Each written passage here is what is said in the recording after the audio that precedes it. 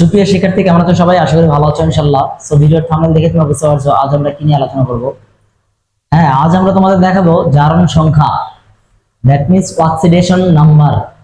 এই oxidation number বা জারণ সংখ্যা বিষয়টা আসলে কি এবং জারণ সংখ্যা কিভাবে নির্ণয় করতে হয় তার পদ্ধতি, এই বিষয়গুলো নিয়ে আমরা আজ আলোচনা করব। তো তোমরা অবশ্যই ভিডিওটি না টেনে শেষ পর্যন্ত দেখতে থাকবে ইনশাআল্লাহ। So look at the board. দেখো, আমি তোমাদের বোঝার সুবিধার্থে আমি কিন্তু এখানে জারণ সংখ্যা বা অক্সিডেশন নাম্বারটা লিখে রাখছি। তো দেখো, অক্সিডেশন নাম্বার বা জারণ সংখ্যা বিষয়টা আসলে কি, তো তোমাদের বোঝার সুবিধাতে আমি এখানে লিখছি। দেখো, জারণ সংখ্যা দ্যাট মিন্স জারণ নাম্বার বা জারণ মান তুমি কিভাবে নির্ণয় করবা বা এই জারণ মানটা আসলে কি। জারণ সংখ্যা হলো একটি রাসায়নিক যৌগে একটি পরমাণুর অবস্থা, অর্থাৎ একটি রাসায়নিক যৌগে একটা পরমাণু কি অবস্থায় আছে সেই অবস্থাকে বলা হচ্ছে জারণ সংখ্যা। অথবা আমরা বলতে পারি এভাবে যে এটি এমন এক অবস্থা বা এটি এমন একটা সংখ্যা যে একটি পরমাণু দ্বারা কতগুলো ইলেকট্রন গ্রহণ বা বর্জন করা হয়েছে তা নির্দেশ করে। এটাকে বলা হয় জারণ সংখ্যা। আর এই জারণ সংখ্যা নির্ণয় করতে হয় কিভাবে, তার জন্য আমাদের একটা স্টেপ ফলো করতে হবে বা একটা ধাপ অনুসরণ করে আমাদের জারণ সংখ্যা বা জারণ মান নির্ণয় করতে হবে।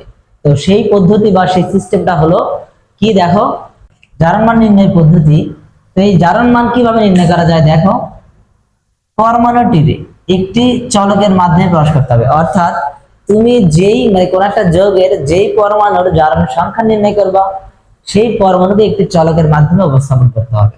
তারপরে কি দেখি, উপরোক্ত যৌগ, অর্থাৎ তোমাকে যে যৌগটা দেওয়া থাকবে বা যে যৌগ থেকে জারণ মান নির্ণয় করতে বলবে সেই যৌগ, উপরোক্ত যৌগ ইকুয়ালস টু 0 সমীকরণ আকারে উপস্থাপন করতে হবে।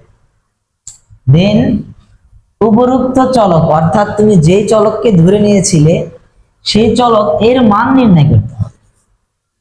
চলক তুমি কিন্তু এখানে x Y Z A B C D যে কোনো কিছু ধরতেই পারো, প্রবলেম নাই।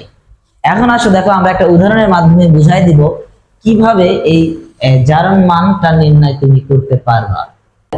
লক্ষ্য করো, আমি তোমাদের উদাহরণের জন্য এখানে লিখছি। দেখো, সালফিউরিক অ্যাসিড, এই যৌগটিতে সালফারের জারণ মান নির্ণয় করো। তো সালফারের আমরা কিন্তু এই পদ্ধতি, তিনটা পদ্ধতিকে অবলম্বন করে আমরা সালফারের জারণ মানটা নির্ণয় দেখব, ঠিক আছে? তো লক্ষ্য করো, সালফার, এখানে আমাদের তাহলে আমরা প্রথমে কি বলবো যে পরমাণু, যেই পরমাণু এখানে বলছে সালফারের, তাহলে আমরা কি লিখবো, জাস্ট অঙ্কটা সলিউশন করার জন্য আমরা কি লিখবো যে সলিউশন বা উত্তর সালফার, মানে সালফার ইজ ইকুয়ালস টু ধরলাম আমি এক্স, তাই না? তারপরে কি বলছে, চলকের মধ্যে প্রকাশ করলাম যে উপরোক্ত যৌগ দ্যাট মিন্স কত, হাইড্রোজেন H2SO4, এই সালফারিক অ্যাসিড উপরোক্ত যৌগ ইকুয়ালস টু 0 আকারে প্রকাশ করতে হবে। এটা কি সমীকরণ। তারপরে কি করতে হবে, উপরোক্ত চলকের মান নির্ণয় করতে হবে।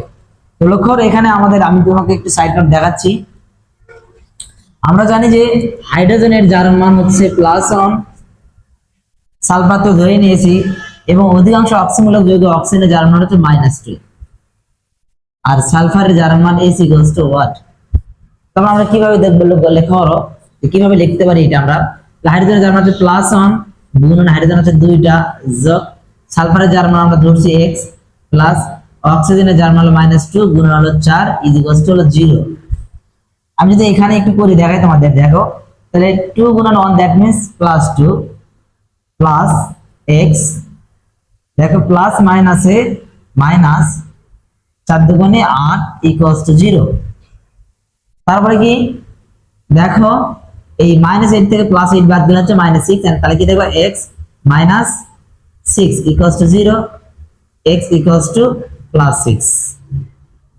এই যে এটা হচ্ছে আমাদের সালফারের জারণ মান। তাহলে দেখো আমাদের উদাহরণ, এই যে আমাদের এই পদ্ধতি, অর্থাৎ এই তিনটা পদ্ধতিকে অবলম্বন করে কিন্তু আমরা এই সালফারের জারণ মানটা নির্ণয় করলাম। তোমরা যদি এই যে হাইড্রোজেনের জারণ মান কত, অক্সিজেনের জারণ মান কত, এই বিষয়গুলো বুঝতে চাও, তাহলে আমার কিন্তু নেক্সট ক্লাসটা করতে হবে অবশ্যই। আমার এই ক্লাসটি তোমাদের যদি ভালো লেগে থাকে তাহলে অবশ্যই লাইক, কমেন্ট এন্ড শেয়ার করতে অবশ্যই ভুলবেন না ইনশাআল্লাহ। আসসালামু আলাইকুম।